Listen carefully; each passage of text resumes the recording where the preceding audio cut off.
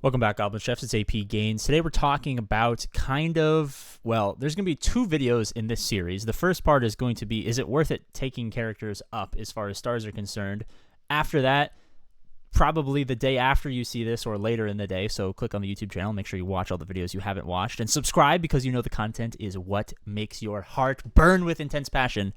That was total nonsense. I don't know why I said that. And then the next video is going to be, what is the point you should take characters to as far as levels is concerned for efficiency, terms of gear, terms of stars, the whole shebang is going to be the next video. So if you're interested in that, make sure you subscribe and wait for whenever I decide to upload that video. So I think the main thing going around right now in the community is everyone is going crazy into Ironhide. Ironhide's one of the highest damage dealers. He's arguably the best free-to-play character in the game, and the reason they're doing that is in Guild Campaign, you can only really farm a couple of characters. In the first one, you can farm 3. I believe it's Ironhide, Pippin.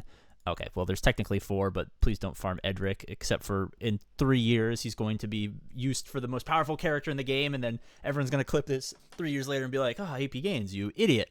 But realistically, Ugluk, Pippin, Ironhide, and then there is the very, very sad, very, very lonely Goblin over here, I believe, all by his lonesome over here. So plenty of space for them to add new characters, which is great because, there's plenty of characters they can add. But realistically, everyone's putting all gear currency or gear energy into Ironhide, so he is consistently the highest starred character on everyone's roster. And I know people are preparing, especially if you started global launch like I did.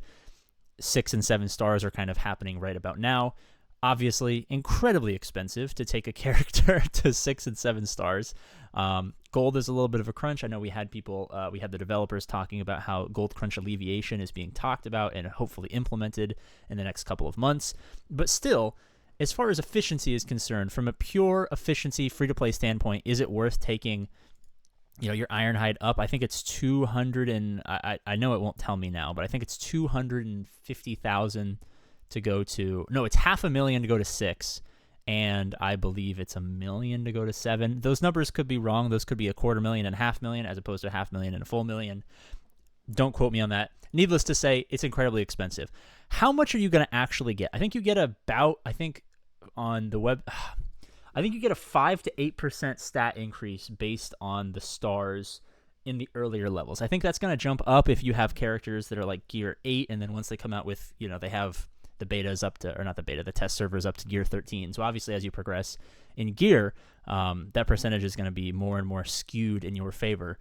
But where we exist in the mid game right now, or not the mid game, in the very, very early days as a free-to-play player, you're not going to get $500,000 worth of value out of an Ironhide to 6 stars and $1 million worth of value to an Ironhide at 7 stars. It's just not going to be worth it. The amount of roster development, characters that you can level up and stuff like that, you're going to be completely screwing yourself as a free-to-play player. Of course, if you're spending and you can get gold and you can get crystals and you can do all this stuff and you can pull packs and do all the shenanigans that people who spend money can do, that's totally fine. I'm sure you'll get away with 7-starring every character, but specifically for free-to-play players in Mines, or I guess some people are low spenders and stuff like that too. But if you're not completely going hog wild, what you can do with that much gold, imagine you're level 42 and all your characters are level 30, 35. Like, you're going to get stat increases going up levels. Like, if I were to take her up to here, I'm getting about the same, not exactly, but if this was like 38 or 39 or even 40, I'm getting, for much less gold, much more stat increases on my characters if I just level them up as opposed to starring them up. Now, if you level them up and you star them up, you're going to double that value, and it's going to be fantastic. But I believe that as far as stars are concerned, don't take anyone past 5 stars, at least now. This video will be dated in a couple of months where there'll be plenty of 7-star characters, and we'll all be, holding hands and singing Kumbaya and doing all that cool stuff. But as the game is currently constructed, if you want to be efficient, realistically, the highest you should go for most characters is 3 stars and then 5 stars for your arena team. Like, Strider is just going to progressively get shards. Ironhide, I'd leave at 5.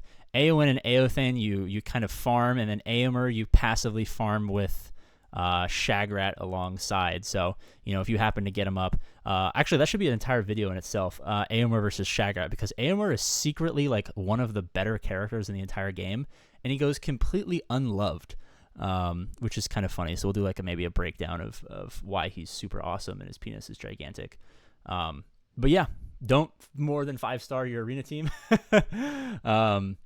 Unless you have like 2 million gold sitting around doing absolutely nothing and you plan on doing nothing with it and you don't want to progress your roster, please. And then every other character, 3 stars is fine. Like if you get Ugluk to 3 or Malhar to 3 or Nurez to 3 or Frodo to 3 or Dunhart, like you can take these characters to 3 stars. Oh, another video.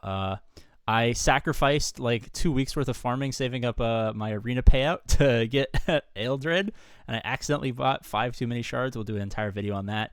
Talk about why he is a fantastic free-to-play option, even though he takes premium currency. That should be a fantastic video.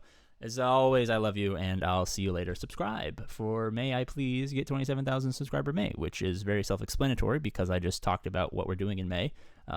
Begging for 27,000 subscribers because it'll make me happy, and I'm sad inside. I'm terrible at outros, so I'm just going to bye-bye.